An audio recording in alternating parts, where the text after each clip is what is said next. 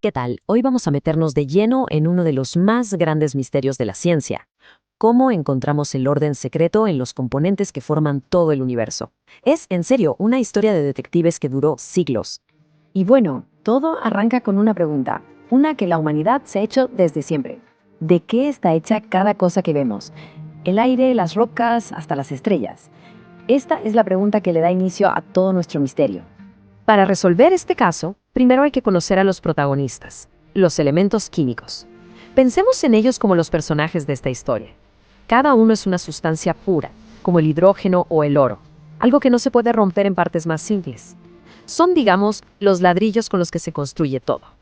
Pero la cosa se complica un poco, porque estos personajes vienen en dos versiones. Por un lado están los elementos naturales, los que encontramos por ahí, en la tierra, en el agua. Y por otro están los sintéticos, los que se crean en laboratorios. El gran reto para los científicos era, ¿cómo organizamos a todos juntos? Así que esta es nuestra hoja de ruta. Primero vamos a ver esos bloques de construcción. Luego viajaremos al pasado para ver cómo se interactuaba con ellos. Después nos pondremos a buscar el patrón secreto y al final veremos el momento exacto en que el caso se resolvió. Nuestra investigación no arranca en un laboratorio moderno, para nada. Empieza con nuestros ancestros. Durante miles y miles de años, la humanidad usó los elementos sin tener ni idea de lo que eran en realidad. Estaban, sin saberlo, juntando las primeras pistas del caso. Desde el brillo del oro y la plata hasta la fuerza del bronce y el acero, poco a poco se fue aprendiendo a manejar estos materiales.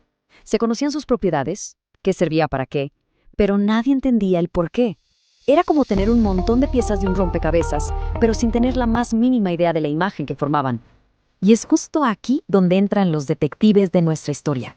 Con el avance de la ciencia, algunas mentes brillantes empezaron a sospechar que todo esto no podía ser un caos, que tenía que haber un orden, una especie de ley secreta que gobernaba cómo se comportaban todos los elementos. La investigación formal, por fin, había comenzado. Varios investigadores fueron aportando piezas clave al rompecabezas. Primero Lavoisier, que hizo una primera gran división.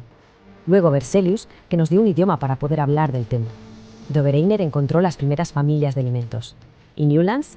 Bueno, él propuso una conexión con la música. Cada paso nos iba acercando un poquito más a la respuesta. El primer gran paso lo dio Antoine Lavoisier, y fue algo que hoy parece obvio, pero que en su momento fue revolucionario. Separar todo lo conocido en dos grandes grupos. Por el lado, los metales, por el otro, los no metales. Así de simple. Pero fue el primerísimo intento de ponerle orden a lo que parecía un caos total. Ok, ya teníamos los elementos en dos grupos. El siguiente paso era crucial. Necesitábamos un lenguaje común para hablar de ellos. Y aquí es donde aparece Jöns Jacob Berzelius, el lingüista de esta historia. Él creó los símbolos que se usan hasta hoy, como H para hidrógeno o Na para sodio. Gracias a él, los detectives de todo el mundo podían compartir sus pistas y entenderse. Su aporte fue, de verdad, fundamental. Y aquí es donde el misterio se pone mucho más interesante.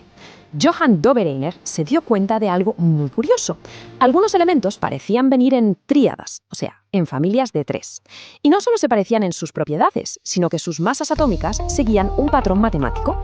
Esta fue la primera pista seria de que había una conexión numérica oculta entre ellos. Esa idea de familias llevó al siguiente gran descubrimiento. John Newlands puso los elementos en orden según su masa atómica y notó algo increíble. Las propiedades parecían repetirse cada 8 elementos, exactamente como las notas en una octava musical. Al principio, la gente se burló de su idea, pero él había descubierto algo clave: la periodicidad. El patrón se repetía una y otra vez. Con todas estas pistas ya sobre la mesa, la división en grupos, un lenguaje común, las familias de 3 y un patrón que se repetía como música, el escenario estaba listo. Solo faltaba que llegara un detective maestro, uniera todas las piezas y de una vez por todas resolviera el caso. Y entonces entra en escena Dmitri Mendeleev. En 1869, este químico ruso no solo puso en orden los elementos que se conocían, hizo algo que cambió la química para siempre. Lo realmente genial de Mendeleev no fue solo organizar, sino predecir. Estaba tan, pero tan seguro de su patrón que tuvo la audacia de dejar huecos vacíos en su tabla. Su lógica era brillante. No es que mi sistema esté mal, es que los elementos que van en estos huecos todavía no los hemos encontrado. Y no se quedó ahí, sino que se atrevió a predecir cómo serían. Fíjense en estas predicciones. Dijo, debajo del aluminio tiene que haber un elemento, y lo llamó Eka Alumini.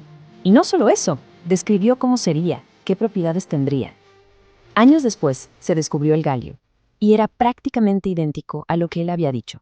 Hizo lo mismo con el Eka Silicio, que terminó siendo el germanio. Esto ya no era organizar, esto era tener poder predictivo. El descubrimiento de esos nuevos elementos fue la prueba definitiva. La tabla de Mendeleev no era un simple catálogo, era un mapa fundamental de la materia, uno que revelaba una de las leyes más profundas de la naturaleza. El caso estaba resuelto. Y esto nos deja con una última reflexión.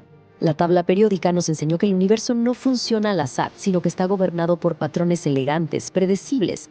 La pregunta que queda en el aire es, ¿cuántos otros patrones como este, cuántas otras leyes ocultas estarán ahí afuera simplemente esperando a que el próximo gran detective se atreva a descubrirlas?